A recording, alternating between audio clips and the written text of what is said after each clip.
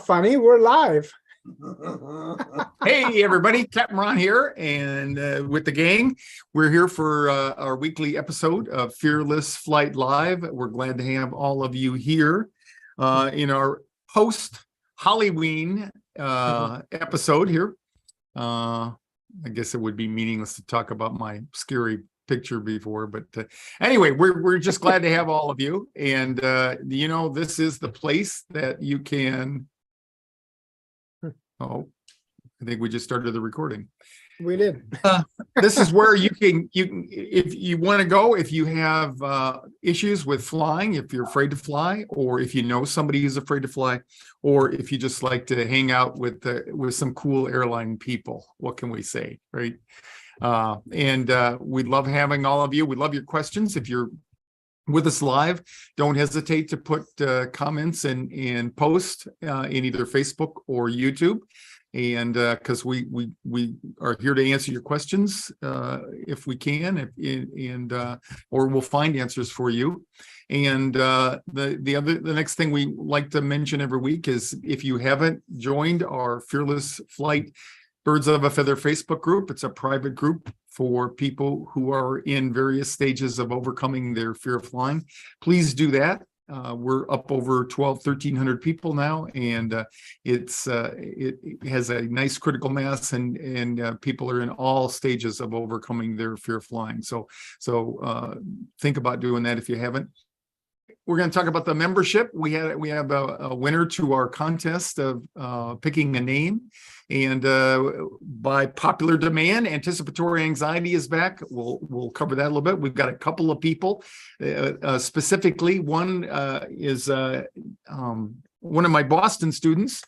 Oh, gee, I just forgot her name. How embarrassing. Lauren Dicker, and she's going to Hawaii. She's going to Disneyland tomorrow, or Disney World, and taking her young son. She's been working on this ever since March, and so keep your fingers crossed, your toes crossed, and keep those cards and letters coming, and we'll all wish Lauren a good trip. And she particularly asked me to talk about anticipatory anxiety, and I had a question last week from Ellie Ritchie, and she had asked me about a situation in where she made a landing, and it was a bumpy landing. She said it was a hard landing. So after a little bit of conversation, we talked about that. So maybe Eric and I can discuss that just a little bit down the road. And Diane is back with us. We're glad to have Diane back, and she's got a little bit of information from the Flight Attendants Corner there. So, question we want, if you're joining us live, or if you are watching the replay, please answer this question. What triggers your anticipatory anxiety? And just put a post up there, and we will hopefully get a chance to come across or discuss that tonight. First of all, we'll talk about our Fearless Flight Club. It is alive and well, and we have the winners. We were posting one winner, and we decided to change that a little bit. And Dieter has created, related to this, Dieter has created a video on how to access and download and access the Zenler app. And you want to say something about that, Dieter? Yeah, it's one of those things that we were slow to get the news out. So if you have the Fearless Flight Kit, or you're in the 201 class currently, or you're putting mindfulness into practice, or any other of our products or services, then you can actually access all of these things from your mobile device, iPhone, iPad, Android, in an app. And Ron mentioned Zenler. It is the learning management software that we're using to host all of our content. And those folks very kindly provide an app for you as well, which is really, really great, because that way you can get all that content on the go. And you're looking at a page that I'm going to be putting in chat in a couple moments, and it has the links to the App Store as well as Google Play Store. And if you scroll down below on that page that you're seeing behind, there's also a little video there as well to make sure that you get it installed and connected with our FearlessFlight student portal. Yeah, we're pretty excited because especially the Fearless Flyer Club, we and the monthly group coaching calls, they'll all be inside of the membership, and you can access them on the go anywhere you want. And just a quick kind of what is this thing called Zenler? Well, people ask, do you have an app? Well, we don't have an app, but we do have an app. Okay, so we have a platform that many of you, if you've been with us for more than a year, you know that this is new. The way we get information to you now, it's on demand. Everything from the Clear for Takeoff 201 course to the Fearless Flight kit is all up in the cloud now, so that it makes it easy to get, and you can get it when you want it. And in anticipation of us having our own Fearless Flight app one day, right now we have the poor version of that. So we're the metaphorical person with the sign on the street corner collecting money and donations from you until we get enough money together where we can afford our own app. But this works well for us. It works well with the system that we have. And like I said, you can get it on your iPhone, and it's really, really, really cool. So we wanted to make a note about that. All right. And including the new membership as well.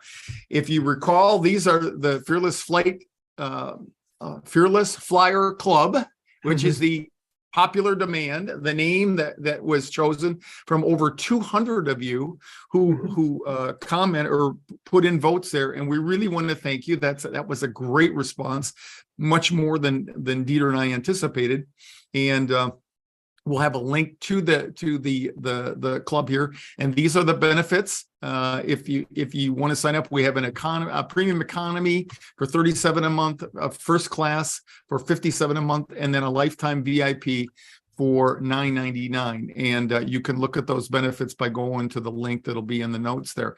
And we want to announce the winners here. We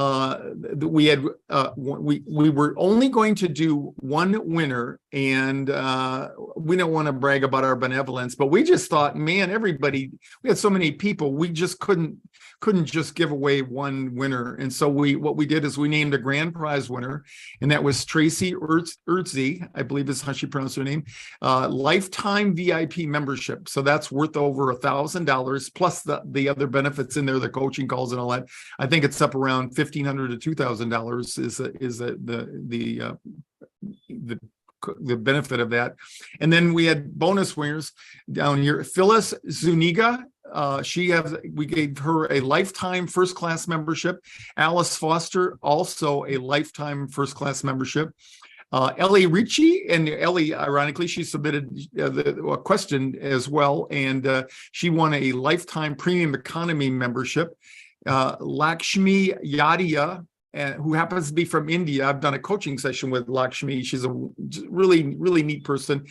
She has a lifetime premium economy membership. And Rosario Babadil Hildever, rounding out the winners, also a lifetime premium economy membership. We'll be sending you all emails with instructions and a personal congratulations from me tomorrow. So thanks for everybody's participation and support.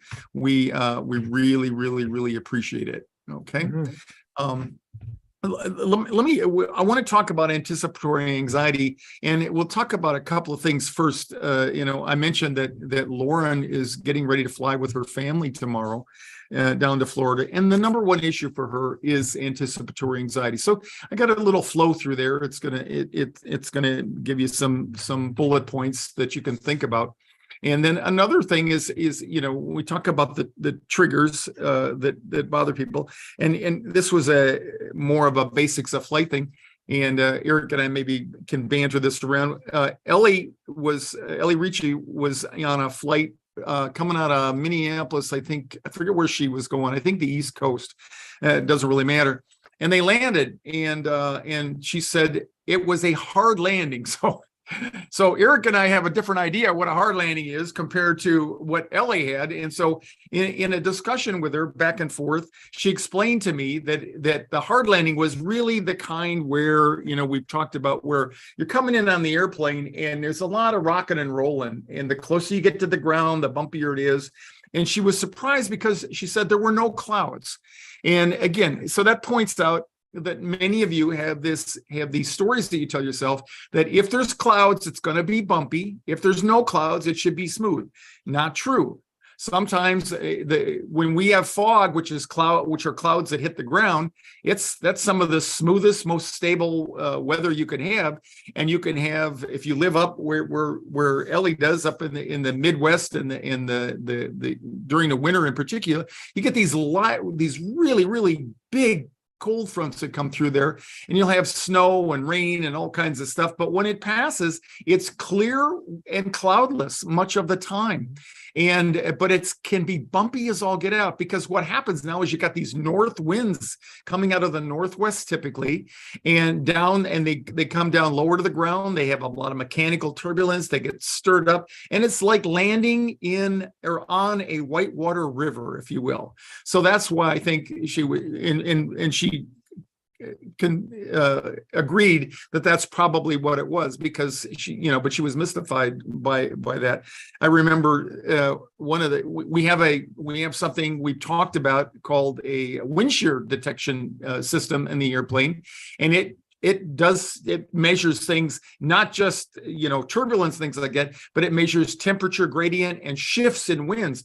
And I got that one time as I'm just about to touch, the wheels are just about to touch at Chicago's O'Hare, and we had a hellacious crosswind, and basically it dropped off, and I got wind sheared like a nanosecond before the wheels touched, which is really unusual. And of course, there was nothing to do at that point in time. But you got anything to add to that, Eric? But because you're up there in the Midwest, yeah, and it was just that was a great example. So if you're in the Midwest, once the 2 days of fall are over and it transitions to winter, the wind blows all the time. And as Ron mentioned, when it's clear, very good comparison is whitewater rafting, or water going down down a river, past rocks, that sort of thing. Airports in most generally are built close to big cities, one for convenience of the passengers, and two, so people will be able to make noise complaints. But by virtue of the fact that they're near big cities, there's tall buildings and all kinds of obstructions in the way. And when the wind comes across there, it's broken up, just as water in a stream would be broken up by rocks and has a turbulent flow past the airport. So that's an example of how it can be quite bumpy with zero clouds in the sky, just because of what we call, and he called it correctly, mechanical turbulence produced by airflow being disrupted by objects on the ground. And I have something, and I'm not even a pilot. And you might have a fairly new first officer who's landing the plane.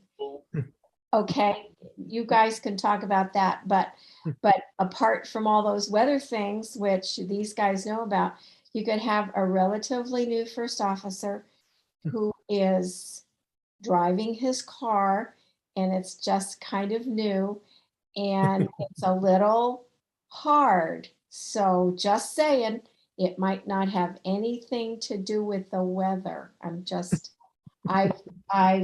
been there and done that. That would be descriptive. Yeah, that would be the hard landing once in 3.5 years, where you actually feel the impact of the landing gear on the runway. And that's putting it nicely.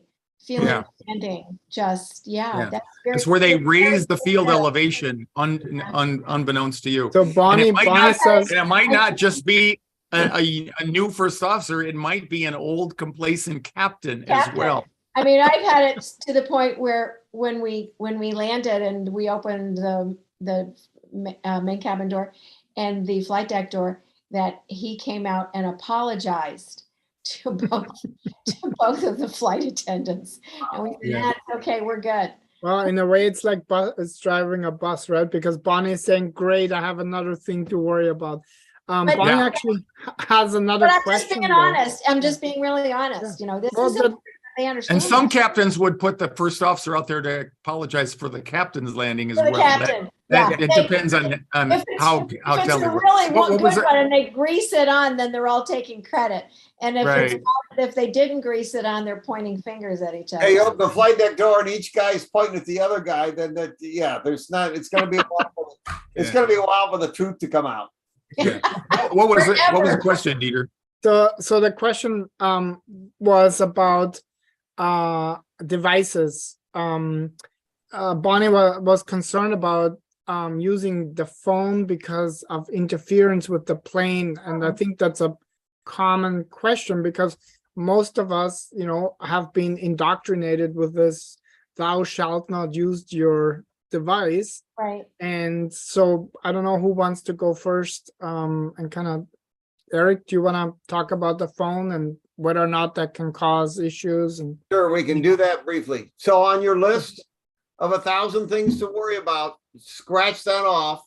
So you're down to 999. You will never interfere with the airplane's landing system, instruments, communication, none of that with your phone. It's too well shielded.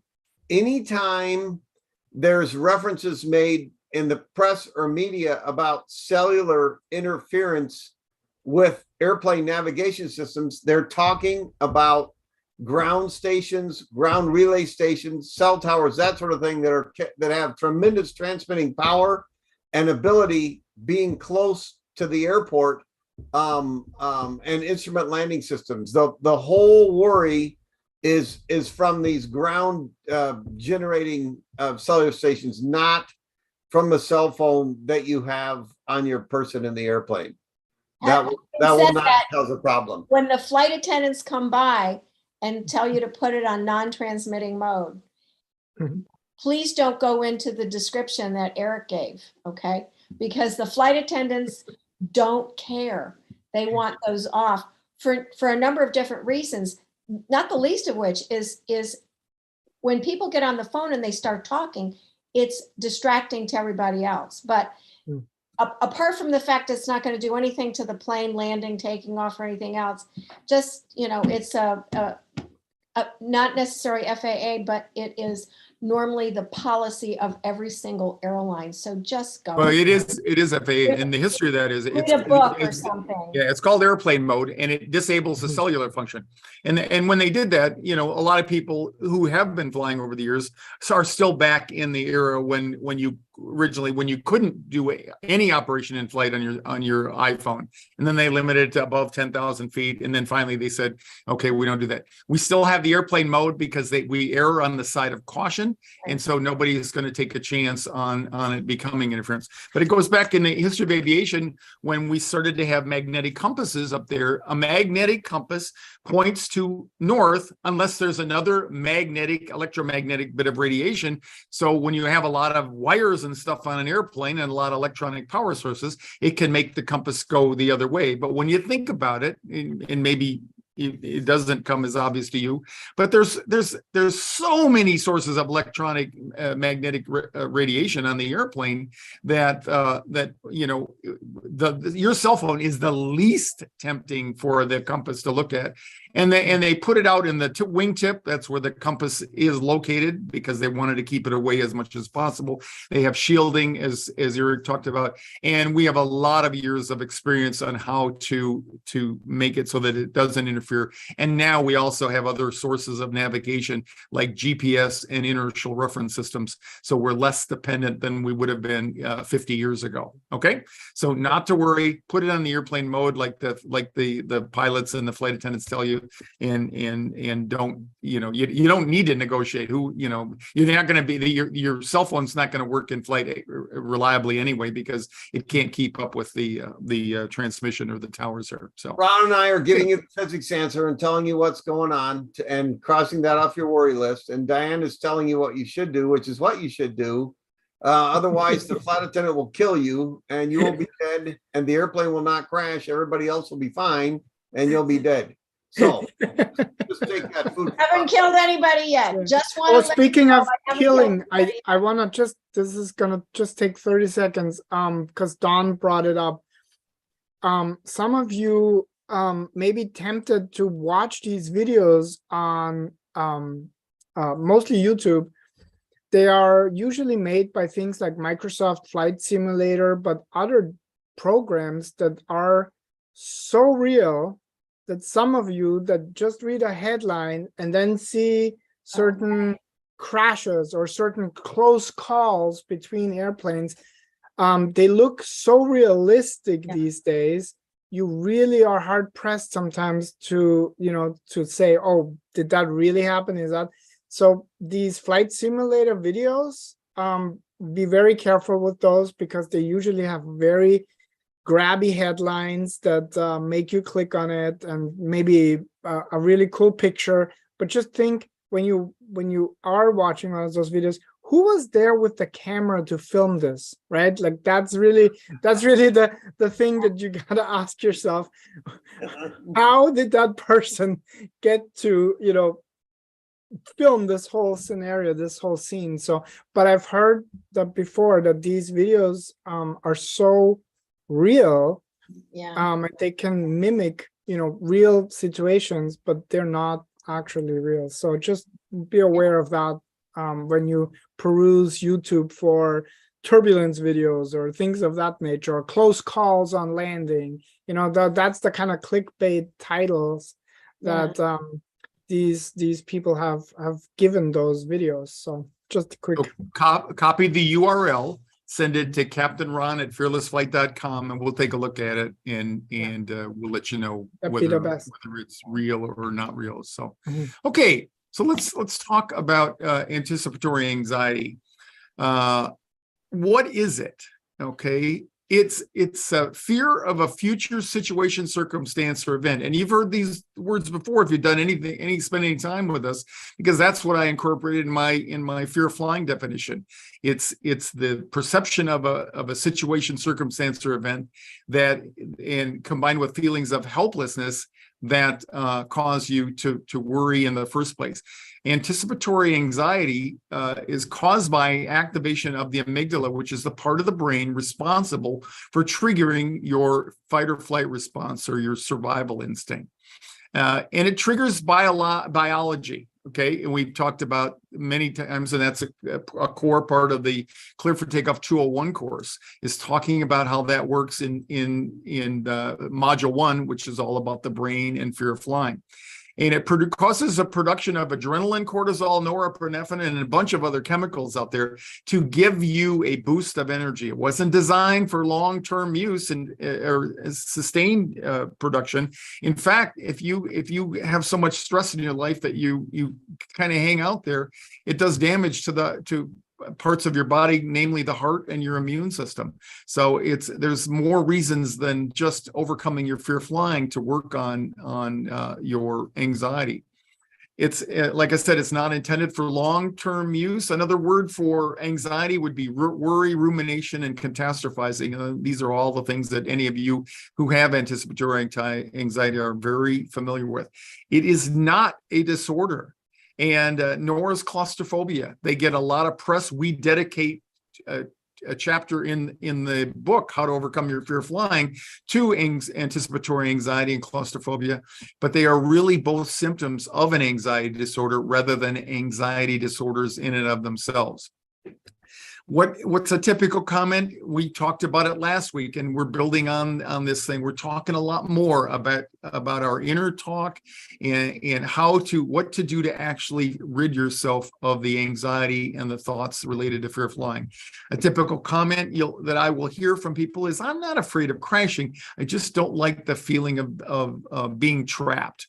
And of course, but the problem is that most fearful flyers troubled by anxiety are the dreaded thoughts, which we introduced a term last week called chatter, and the feelings that are accompanying whenever you get triggered by some of these things. Chatter is when you get stuck thinking about in a very narrow way about something. And it can happen for a lot of anxiety disorders, but it's particularly problematic with flying. And that's where our inner voice is the mechanism that's trying to make sense of what you're paying attention to. And ultimately, what we have to do is we have to come up with something that's more interesting than what our attention has been hijacked for. And the goal then is to, how do you stop obsessive compulsive thought loops? That's the chatter that you can't get rid of. And the way you do that is you have to change the way you talk to yourself. And Jack Canfield, the author of the Chicken Soup for the Soul books, he talked about this, and he would say, you have to. How many of you talk to yourself? And he would then mimic people, our inner voice saying, talk to myself. I don't think I talk to myself. You think you talk to? I think no. Of course we do. We do that on the order of about 60,000 times per day. And it's really, really, really problematic for people who are afraid to fly, which you well know. Tools. Let me back up a step. So the way to overcome your fear of flying is through a combination of insights. That's where you learn things, and now you begin to see them in a different light, and tools, strategies, and techniques. And when we're doing the monthly coaching session, last session we started on talking about self-talk and dealing with the issues, the obsessive compulsive thinking. And this month on November 17th, we're going to continue that, and we're going to talk about a lot of things more in much greater detail. You might say our Chatter 2.0 edition. We're going to talk about journaling, that is writing down your stories.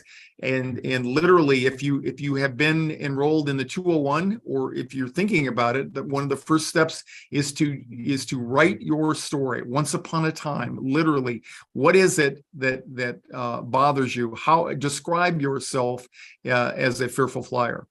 And we teach techniques such as using your non-preferred hand to write with on occasion. It has an interesting access to parts of the brain that you don't normally do when you're in your comfort zone. We teach you then to rewrite your story as the final part of the 201 course, teaching you how to actually come up with narrative, words, and education to reframe the way you tell yourself about the things that trigger your fear. Science shows us that we can change the way we engage with our inner voice. We'll be talking about that. That's something new that I've just been doing a lot of research on, how to actually engage with your inner voice in a way that you're not a victim to it. You become, and one of the ways is to detach. So in the coaching session for this month, we'll be talking about some new techniques and strategies that are ways for you to detach from your story. In fact, one of them is writing in the third person, and I've used this over the years for my own health and welfare. And I just have been doing some research recently, and there's some neuroscience out now about how describing your dilemma in the third person is a way that you can detach from the story and get away from yourself, to back up a little bit from the intimate involvement that you have. And we'll be talking about that later this month. So join us on November 17th for this month's live coaching webinar, and we'll just have a good time there, and you'll get some really good valuable tools and techniques. And we want we'll put Dieter will put up the link up there, and as we get close to closing here, since it is November, we're getting into the winter months. Diane had some tips for you as traveling with winter operations. So Diane. Yes. 1st of November, it just all of a sudden stuck up on us. And my last trip, I had an overnight in Durango, and then an overnight in Bismarck, North Dakota. And that brought home the reminder of winter operations and how things changed for us as crew and for you as the passengers. A couple different things. One, we're also not only winter operations, but it goes hand in hand with the holiday travel. So Couple things to make sure you pack with your holiday travel. Most important was your patience. And because things happen, snowstorms happen, ice happens, as both Ron and Eric know very, very well. So when you're booking tickets, when you're booking travel, particularly if you have connecting flights, make sure that you put in a little extra wiggle room there, because if the weather pattern is bad and you get to a city and you're supposed to make a connecting flight, you want to make sure you make your flight. And because winter can really throw a monkey wrench into a lot of travel, just look at those connections and remind yourself that if you brought a book or a newspaper or whatever, you might be better off spending a little extra time in your connecting airport and not missing your flight than trying to cut it very, very close. So that's part and parcel with all of the travel starting November, December, January, all the way through, as far as those kinds of things, just to be prudent and make sure you give yourself enough time. In general, with winter operations, a couple of things. Very simple. We don't have blankets on planes anymore. We haven't had for some time. And certainly with COVID, we don't. We try very hard, depending on the type of aircraft, to make it warm enough for everybody, but that's not always possible.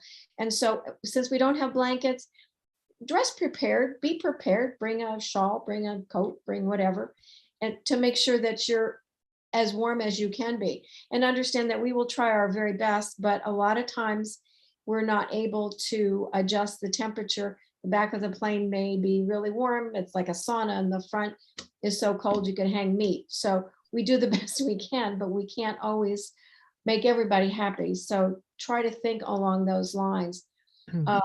So do dress appropriately. Sometimes ramps, if you don't come to an airport that has a jet bridge, the ramps could be slippery. They always salt them. They always, the rampers or the ground people are looking out to make sure that all of our passengers and the crew as well are as safe as possible, but just be prudent. Don't, if you think you need boots, probably wear boots. Those kinds of things. When planes push back from the gate, they may need to de-ice. Depending on how many planes need to de-ice, they may sit there for a long time. And as Eric and Ron know, sometimes you sit there for so long that by the time it's your turn to go, you have to go back and de-ice again.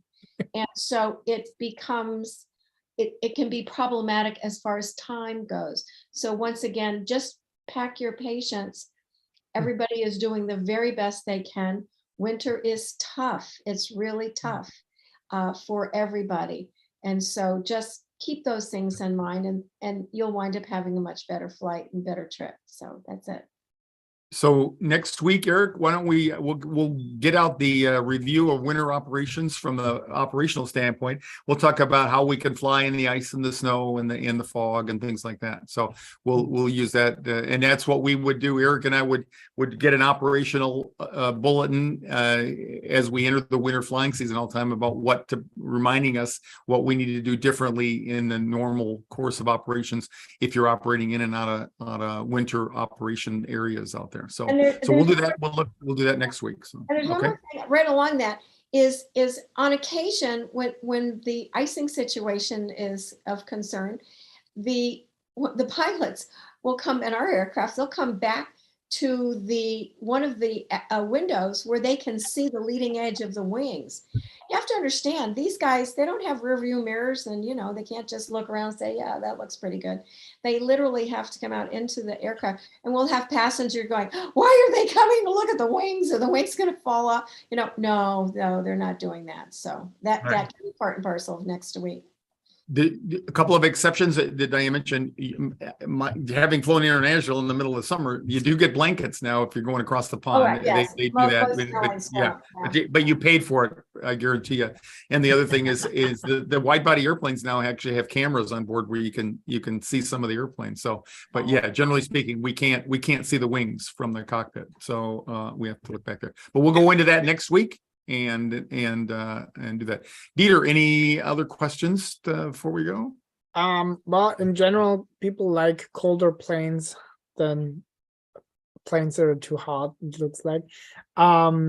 it also, I just wanna, I got a message, and also Don brought this up. He's was just wondering between the two levels of our membership program. And so I would say it like this: if you don't have the Fearless Flight Kit yet, I would definitely recommend the first class tier. And the reason is because the Fearless Flight Kit is actually included in that tier, as well as a couple of audio programs. And so maybe next week we can also have a little short segment to kind of go through what is actually in the different tiers, and why it makes sense maybe to go for one versus another. So but yeah, other than that, I don't see any other questions. I was So- just gonna throw in, Ron, is it Lauren going to Disney World tomorrow? Yes. Nonstop from Boston. So I was eyeballing the U.S. National Radar map and stuff, Lauren, and it looks really good, really, really good. You picked an excellent day. Doesn't look like you're going to cross any fronts. It should be a very smooth ride, and really not much in terms of weather for the pilots to consider. So it should be a great ride. And if it doesn't work out like that, I will be unavailable tomorrow. But I hope that you have It's a okay, great it's time. okay, Lauren, write me and I'll give you his email and phone number. So yeah. And in either case, just consider it as a warm-up for the rides at Disney World. So There you go. We don't teach planning the flight anyway. We teach being able to deal with the triggers there. So anyway, all right. got Well, that's this. gonna wrap it up for another week, and we come back next week. Right now, we'll talk about winter operations and a little bit more in detail about the benefits of the membership levels. And as always, keep coming back. It's the best way to stay prepared and out of fear. So we'll see you again next week, everybody. Have a great week and a great weekend. Bye-bye.